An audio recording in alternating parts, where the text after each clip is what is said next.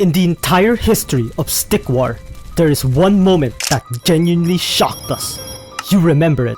You fought your way through the campaign, destroyed the enemy statue, and watched as a massive giant broke free from the stone, only to be instantly killed by something bigger, something darker.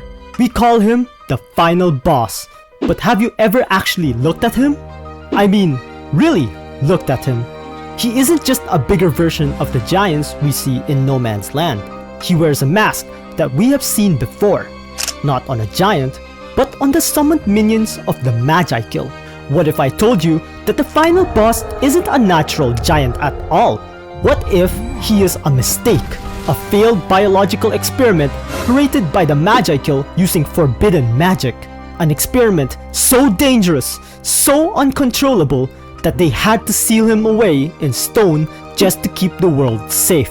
Today, we aren't just fighting a boss, we are unearthing a cover-up. We are going to prove that the final boss is stickwarlegacy's ultimate biological weapon. Welcome to the theory. Let's break it open.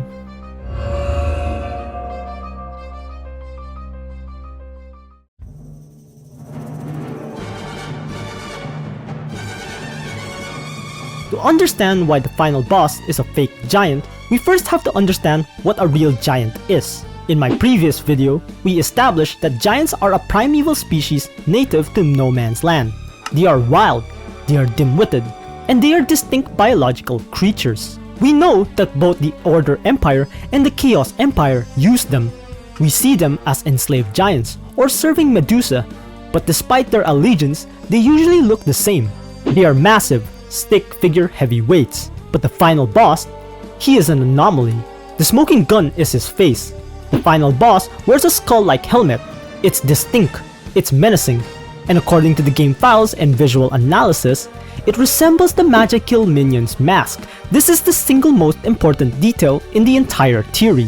Why would a gargantuan giant from the wilds of No Man's Land be wearing the uniform of a Magi Kill summon?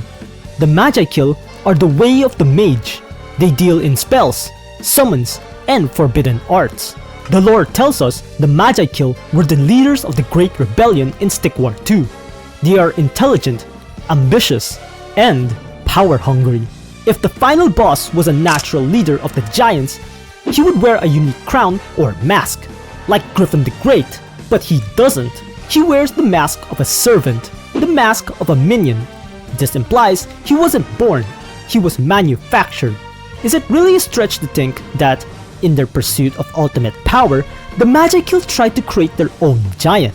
A giant that wouldn't just be enslaved, but chemically or magically altered to be the ultimate soldier. We're going to look at the evidence that the Magi Kill didn't just capture this giant, they built him.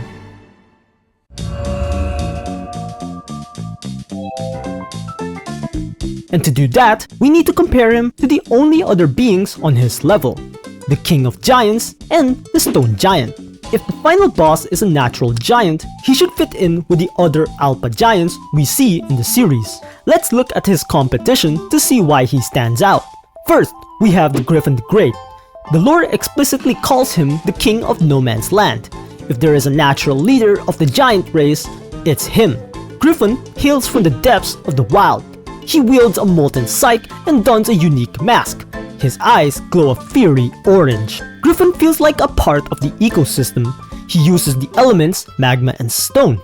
He is the only unit besides the final boss that can cause an earthquake on his own. But notice his gear. It's elemental. It's wild. He represents the apex of the giant species. Powerful, elemental, and regal. He is a king. Next, the Stone Giant. This is where things get interesting.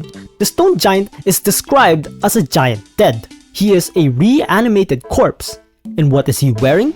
He wears a stone helmet and shield taken from a Spiritan statue. The Stone Giant is confirmed to be a scavenger.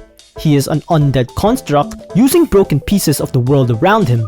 He is a tool of the Chaos Empire, likely raised by Marukai or Medusa. But he is slow and he relies on that shield. And then we have the final boss. He is larger than Griffon. He is larger than the Stone Giant.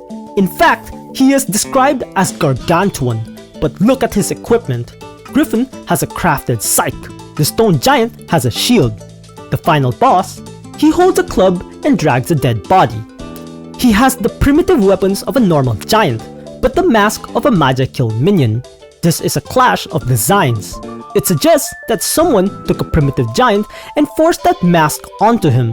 He possesses the earthquake ability just like Griffon, but his earthquake has a much longer range and greater knockback. It's mechanically enhanced. Here is the distinction. Griffon is a king, a natural evolution. The stone giant is a zombie, a reanimated corpse. The final boss is a hybrid. He has the sheer size of a mutant, the mask of a construct, and the rage of a living thing.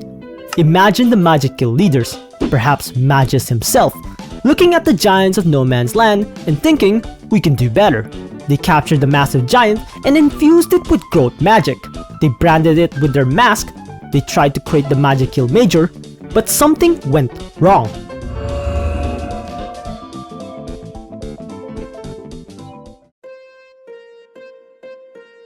If the final boss was just a powerful leader, he would be leading armies. Griffon the Great wanders No Man's Land freely.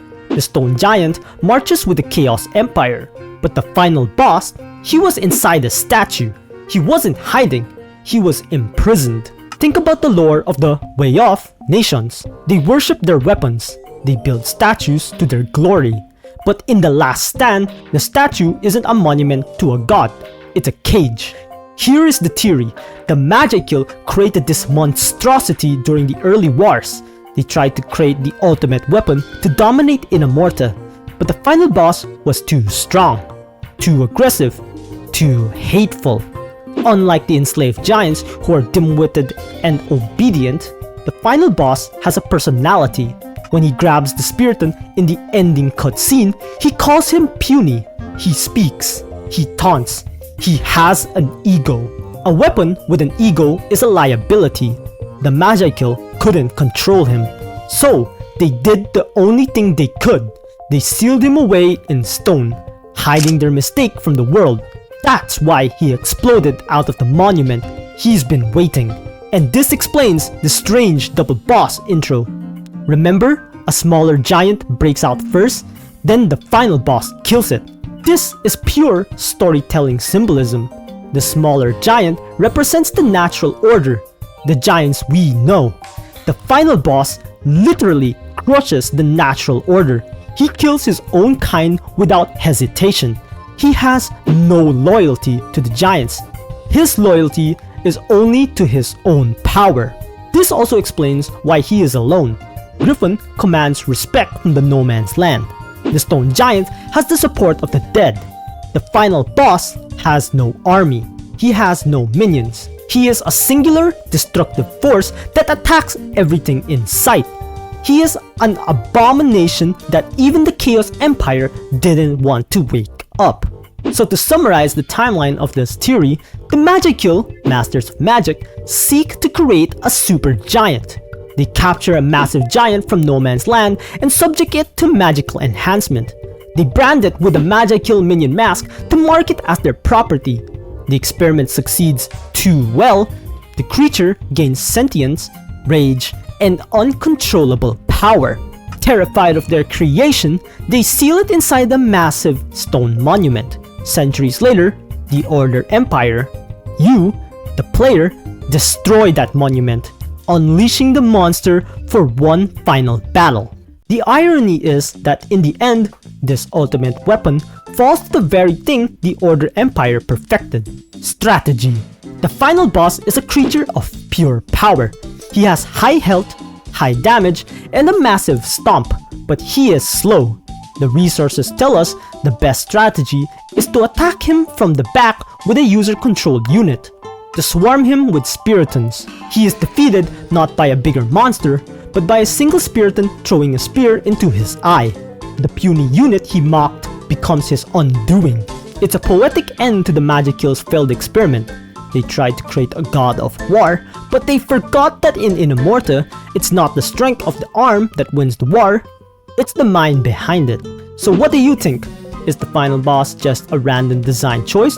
Or is the mask a deliberate clue left by the developers to show us the dark history of the Magi kill?